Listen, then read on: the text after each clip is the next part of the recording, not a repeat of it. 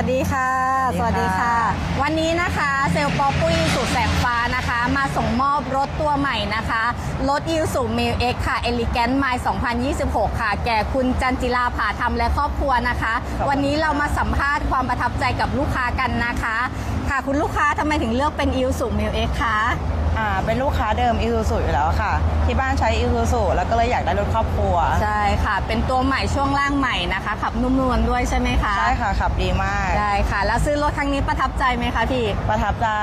เซลล์ดูแลดีมากเลยนะคะให้ทุกอย่างเลยอยากได้อะไรถามปุ้ยได้เลยได้ค่ะยินดีค่ะยังไงก็ขอส่งมอบความสุขนี้แก่คุณลูกค้านะคะขอให้คุณลูกค้าเฮงๆรวยๆขับขี่ปลอดภัยทุกเส้นทางนะคะขอบพระคุณค่ะขอบคุณค่ะ